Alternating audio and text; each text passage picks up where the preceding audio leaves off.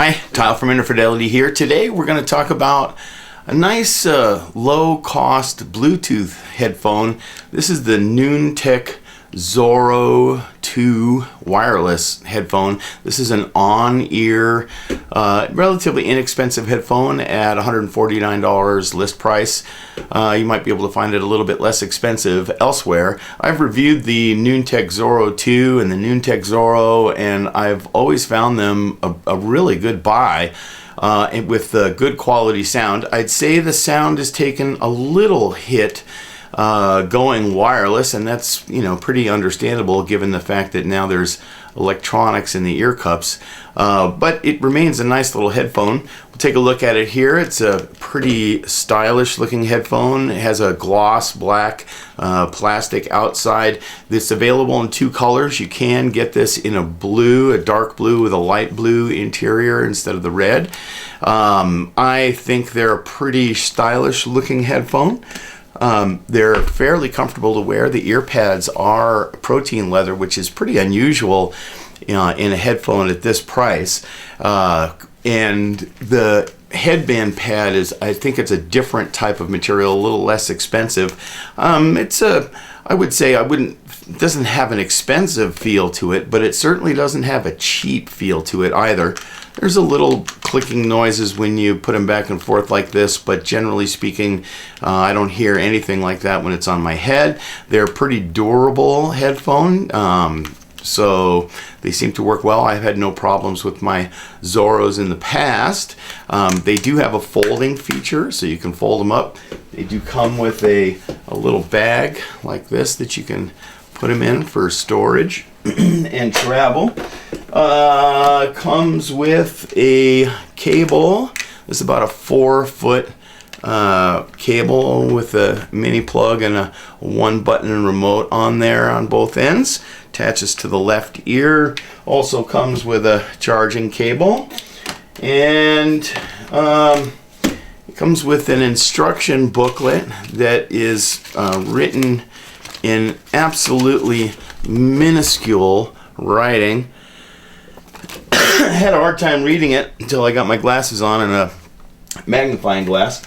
The headphone is pretty good. And the controls, it has controls on the rear of the ear cups here. This is the power button.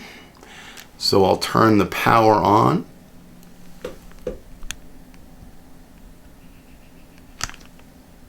Somewhere. Has a little voice prompt in there that says power on.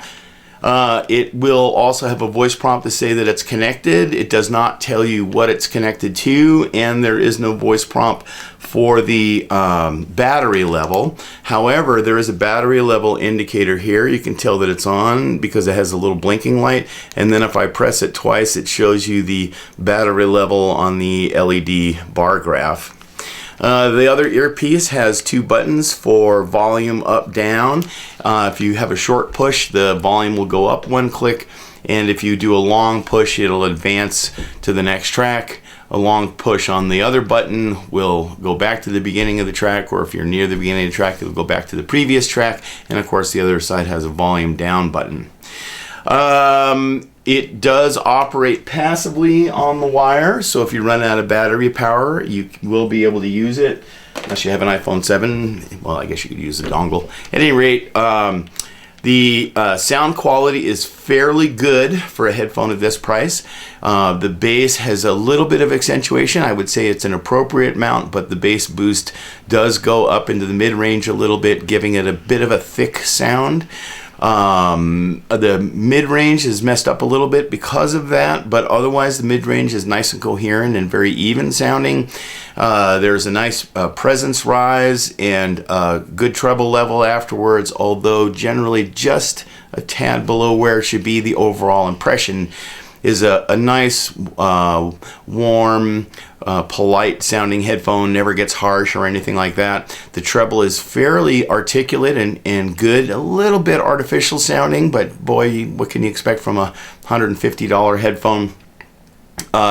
Wired, it sounds a little bit better. It's quite similar above the middle of the mid-range to when it's run unwired. It does have Bluetooth 4.0 and aptX, so it's a fairly good resolution connection, but the bass suffers a little bit. It looks like there's some capacitive coupling or some roll-off, but I'd guess capacitive coupling in the low frequencies in the analog part of the circuit, as in measurements I can see the bass going out of phase a little bit and dropping off a little bit earlier than in wired mode. So it's a little bit thicker and looser sounding when it's run on Bluetooth than when it's run off the wire, but not a lot, just a little bit. All in all, I'd say this is a really good headphone for the price. I will be putting it up on the Wall of Fame because my previous low-cost wireless headphone, the Me Electronics AirFi something or other, is no longer produced. The replacement model for that I didn't find sounded good enough. I think there are probably better low-cost Bluetooth headsets out there, but I have not found one yet. I will be looking to try to find one that's better than this, but I think this is a perfectly good suggestion and ticks most of the boxes fairly well. So I feel comfortable putting it up there. I just don't know that it's going to stay there for a long time. So, nice little wireless headphone. $149, the Noontec Zoro 2 wireless. I hope you get a chance to hear one, because why not? It's not like you need to run out the store and do it immediately. But yeah, a nice competent recommendation for you or for your friends who are looking for a low-cost wireless headphone. All right, we'll see you guys the next time.